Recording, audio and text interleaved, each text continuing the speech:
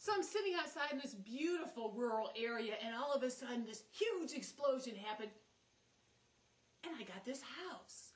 Wow, that was 4 years ago, and then today, bam, I got this movie camera just appeared on my table so I could make this movie for you. How ridiculous does that sound? Well, no more ridiculous than what the evolutionists and Big Bangers are trying to tell you and your children. Even those same people will tell you that Mount Rushmore that's carved out with the president heads in it could never have happened by accident. Yet those same people are going to tell you that George Washington himself, as intricate and detailed and full of DNA and separate fingerprints than anyone else that's ever lived on this earth, he was an accident. Come on, how much more of this garbage are we going to take as Christians? We need to take it back. And that's what Huppah Television is about. My name is Holly Boyd. I'm a Christian professional organizer, author, and speaker. I am a mother of 3, grandmother of 2, and I've been extremely happily married for almost 20 years. And yes, it's because he treats me like the queen that I am, and I treat him like the king that God provided for me. I do it on purpose. That's what Huppah Television is about. It's a safe place on purpose for you and your family. Quite frankly, I'm sick of the disgusting garbage that is out there now. We have come to a new low. What does Huppah mean? Huppah means God's protection, God's covering. It's an old Jewish term that the Israelites used for that cloud by day that led them to the promised land and that pillar of fire at night that protected them. It was the Huppah. Come under the Huppah where it's warm and wonderful. I think, what must the creator of the universe think as we're just like pulling him out of every public place that we have and don't even acknowledge who he is? Did you know the words separation of church and state are nowhere in our Declaration of Independence? They are lying to you. If no provider or creator exists, what do we have Thanksgiving for? Who are we giving thanks to? Did you know George Washington created that holiday shortly after we became a nation? And if you read the Proclamation of Thanksgiving, which you probably won't in school, it reads like a sermon giving thanks to God for the blessings he has poured out on our nation. So I'm suggesting if you're atheist and you don't believe in a creator, then what are you giving thanks to? You go to work on Thanksgiving. You don't get that day off. In fact, how about Christmas or Easter? Leave those holidays alone. They are ours as Christians. Get your own holiday. Oh, wait a minute. April 1st. You get April Fool's Day. We need to band together as Christians to be stronger. We are letting very few anti-God people ruin our country. Check it out. How many times in the past have commanders and chiefs gone to their knees and prayed to God and we have been saved? Every single inauguration up to this date, every president has acknowledged God. So why are we removing the 10 Commandments? Did you realize at the same time they're taking the 10 Commandments out of some courthouses, we are erecting monuments for gays and lesbians? I'm not sitting in judgment. You don't judge me, I don't judge you. But matrimony, holy matrimony, is reserved for a man and a woman. And what is wrong with the 10 Commandments? Can somebody explain that to me? Is it do not lie, do not cheat, do not steal, do not murder, do not covet? How about do not commit adultery? Are those offensive? People are finding these offensive. Here's a clue, women or men, especially if you're not married yet. If you're dating somebody that finds do not commit adultery or cheat or steal or murder offensive, don't walk away from them. Run! Run! Run away from those people. Anyone who finds the 10 Commandments offensive, you don't need to be around.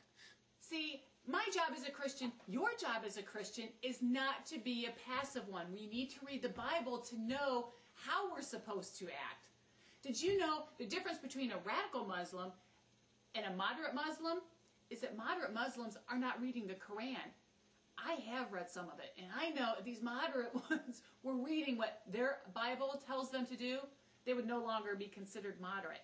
And the same with Christians. We need to get into our word because we are supposed to be radical Christians that want to save people. If we truly, truly believe there is a hell in all of eternity, we should be running after these people to save them. You wouldn't let somebody walk to a cliff and you know there's a 1,000-foot drop-off.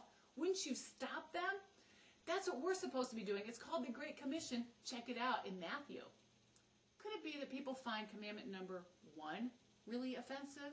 Acknowledging that there is a God and that there's nothing that comes before him. Is that where we have a problem?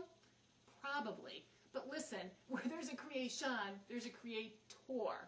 Absolutely, positively. Can you go by any building, and just because you don't know personally the architect that made that building, do you really think that there wasn't one? Could you even walk on a beach and see a castle made by a 2-year-old and not think that that was there on purpose?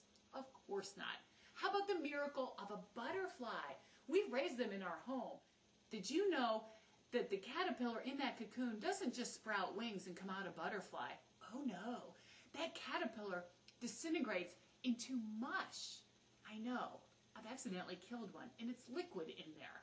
So it dissolves to mush, and the DNA that was there by chance rebuilds itself to this beautiful butterfly emerging. It's an absolute miracle. You cannot deny. God says all you have to do is look at nature. You are with no excuse. How about planting a little tiny seed that grows to a tree that's over 100 feet tall? That's amazing. Just remember, this evolution theory, which, by the way, when I was at school, it was the theory of evolution. Now it's taught as fact. We as Christians need to stand up. Do you know Hitler was a huge fan of Charles Darwin? Do I believe in evolution? I believe our society is in a downward spiral and that we are evolving to a godless society. So in that form, yeah, I do believe in evolution. And we need to stop it. As Christians, we need to band together and know the truth by what's in the Word. We need to be actively teaching our children and the next generation. It is our responsibility. Okay, maybe it's commandment number 2 that people have a problem with. Number 1 is just acknowledge that I am God and that nobody comes before me. And number 2, acknowledge that I am who I am, not who you say I am. Going to church is awesome. We need that fellowship with other Christians, and that's what the Huppah Television Network is going to be about. But we also have to get into the Word. That's how we know who the great I am is. And we can't be fooled. When it's something that important, all of eternity, and my soul is at stake, I don't want to take someone else's word. I want to read it all on my own. It's that important to me. Hey, I was in the staffing industry for well over 10 years. And when somebody new came in to sign up for a job, I didn't place them with a brand new client or extremely important jobs until I had a proven track record with these individuals, reference checks, or place them on a temporary assignment till I know how they're going to behave. Because I believe unless something drastic or radical happens, a person's past behavior will dictate their future behavior, right? That's the best indicator of how somebody's going to behave in the future is how they behaved in the past. So if I don't read this, which is 6,000 years of God's past behavior, then I don't know how he's going to behave in the future. I've got a proven track record with him that I can get into and I can know him. If we don't teach our children what the Bible says to them, then we are going to let them fall prey to what people who do not have their best interest at heart say about them. They'll tell them your value is based on what you wear, how much you weigh, your color, your background, what you have in your hand, how much you own. And that is false. It's all temporary and it will all go away.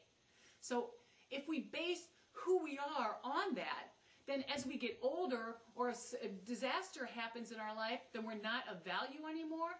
Come on, that is ridiculous. We need to have the strength and the power of what the Bible says about us. And we need to teach it to our children. That's what Huppah Television is about. You know what? If you have a program, you're a great Sunday school teacher, tape it, send it in. We'll put it on Huppah. Our children need safe television. They need a safe place on the internet.